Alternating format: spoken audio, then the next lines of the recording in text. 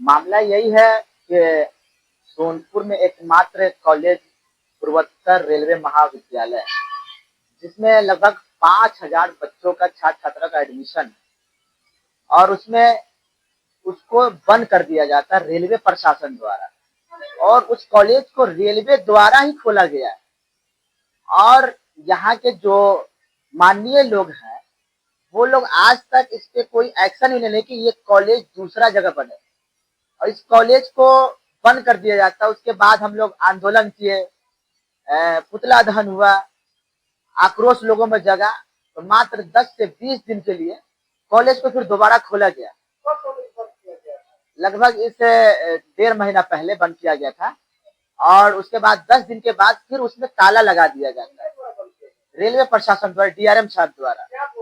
वो बोल रहे कि ये कॉलेज को बंद करना है, सील करना, ऊपर से आदेश है इस कॉलेज को बंद करना है। तो हम लोगों का कहनाम है कि अगर कॉलेज बंद किया जाता है तो आप दूसरे जगह हम लोगों को कॉलेज दीजिए, भवन बना के दीजिए, जो उसका एक अथराइज है, जितने जमीन का, उस जमीन पे 9 कट्ठा जमीन दे रहे हैं वो 9 कट्ठा पे डिग्री कॉलेज का कहीं मान्य होगा? लगता है फिर हम लोग को वहां भेज दिया जाएगा।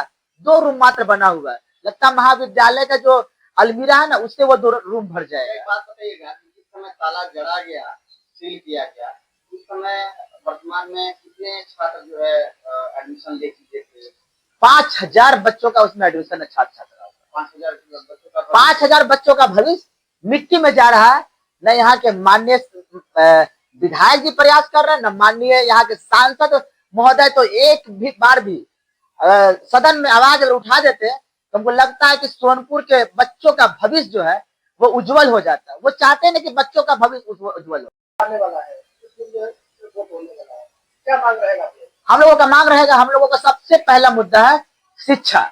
और शिक्षा के लिए हम लोगों का जो हमारी बेटी, जो हमारी बहन सोनपुर से निकल के कहीं और जाएगी एग्जाम देने के लिए, मैं चाहूंगा कि उसको सोनपुर में ही जो कॉलेज है उसको ही चालू कराया जाए।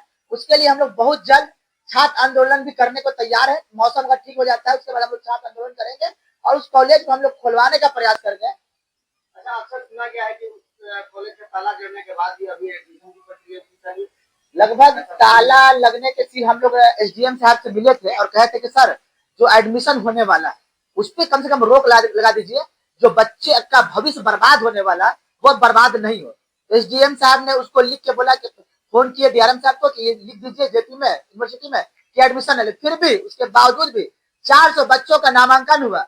10 से 12 लाख रुपया प्रिंसिपल उठा करके अपने बैंक बैलेंस में रख दिया और कॉलेज से उनको कोई मतलब नहीं। वो एक दिन कॉलेज को देखने तक नहीं आते कि कॉलेज में ताला कैसा बंद है।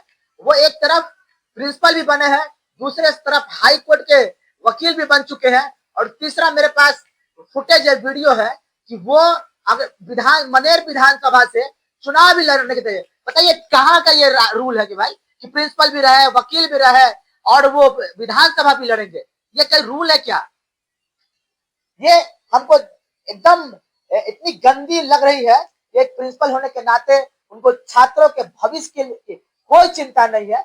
सिर्फ ये लोग अपने पॉकेट, एक तो प्राइवेट कॉलेज बोला जाता है और जहां हम लोगों का 600 में जहां पे एडमिशन होता है वहां 3-3 हजार बच्चों से लिया जाता है। उस बच्चों के पैसे से ये प्रोफेसर प्रिंसिपल अपना ऐश मौज कर रहे हैं और उनका अकाउंट भर रहा है, मगर बच्चों के भविष्य से कोई उनको मतलब नहीं है।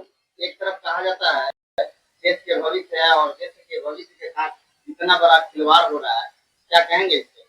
हमको नहीं लगता, लोग जो बोलते हैं कि देश के भविष्य, उनको नहीं लगता कि देश का भविष्य है। जो लोग नेता बन के बैठे हैं कुर्सी पे वही लोग देश का भविष्य अपने आप को मानते हैं। अगर देश का भविष्य माननीय राजीव प्रताप रूडी जी, माननीय विधायक जी, मैंने सबों से बात करने का प्रयास किया, वीरेंद्र यादव से, अफाक अहमद से, मैंने लगभग जो भी पॉलिटिशियन है जो कुर्सी पे बैठे सत्ताधार के साथ, मैं उनसे भी बात किया हूँ, पर इस बात को सुनने से सब लोग इनकार कर रहे हैं। अगर इस बात को नहीं सुना जाता है तो अगला कदम क्या होगा? अगला कदम हम लोग का यही होगा कि हम लोग डीआरएम ऑफिस पे भूख हड़ताल पे, अनिश्चितकाल भूख हड़ताल के लिए बैठेंगे और हम लोग अपने भविष्य को देखते हुए, हम जानते हैं कि कोई नेता, कोई पॉलिटिशियन हम लोग के साथ नहीं आने वाला, क्योंकि ये बात बच्चों का, क्योंकि जो बड़े लोग के बाल बच्चे हैं ना वो बड़े बड़े कॉलेज में पढ़ते हैं, दिल्ली, मुंबई और मगध यूनिवर्सिटी में पढ़ते हैं।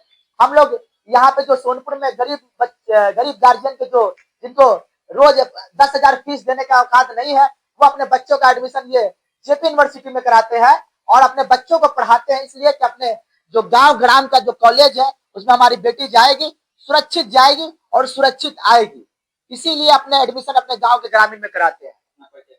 मेरा नाम मोहम्मद मुरैन, छात्र नेता, रोहतक रेलवे कॉलेज।